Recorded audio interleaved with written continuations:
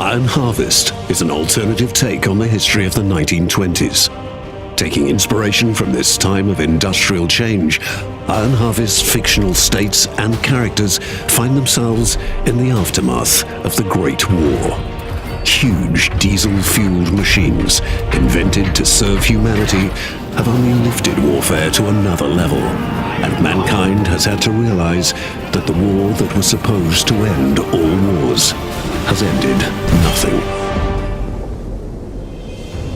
The Rusviet Empire, ruled by Tsar Nikolai, is a huge nation far beyond its zenith. Social injustice has created rising tensions between the different classes, and the Great War nearly tipped the country into chaos and revolution. Only the ongoing conflict with their neighbors Polania and Saxony is keeping the kingdom from falling apart. Some say that there are hidden powers trying to keep the conflict burning. The Rusviet philosophy of mech construction is to forge metal monsters, neither aiming for superior speed nor technology, but instead drawing from the rich resources of their giant empire to force their opponents to their knees. But that method of wasteful construction is getting more and more problematic, as the rivalry for these rare goods is one of the reasons for the conflict itself. The SHM-69 SERP best illustrates Rusviet's philosophy. With heavy armor like this, it's easy to bring knives to a gunfight. It's a blood-curdling sound when these huge sickles crash into each other. Yes, it's slow, and yes, it might take several hits until it comes into striking range, but when that happens, the opponents mostly regret having chosen to go toe-to-toe.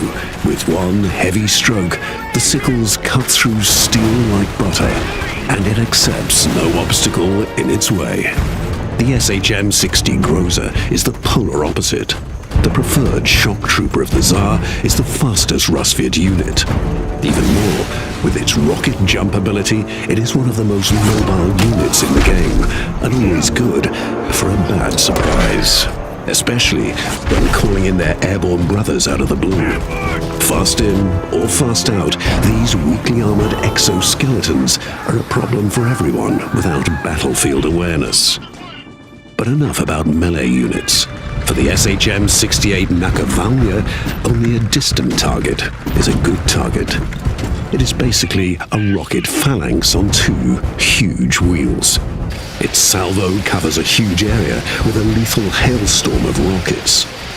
Who needs precision when you can fire dozens of rockets within seconds?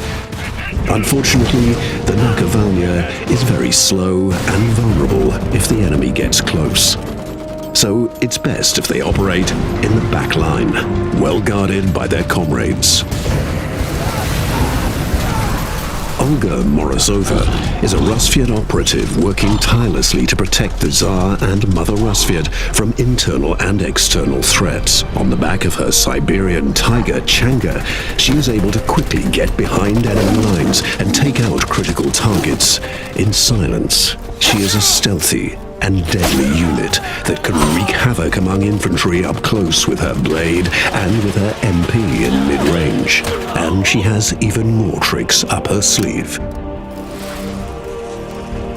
If Olga is around, no one should feel safe. The Rusviet army is suffering from great losses. Many men have died in the ongoing skirmishes, and the Rusviet people are starting to question the motives of that conflict. Long Live the Tsar is still echoing in the streets, but dissatisfaction is growing among the people now that the outside threat is becoming more and more eliminated.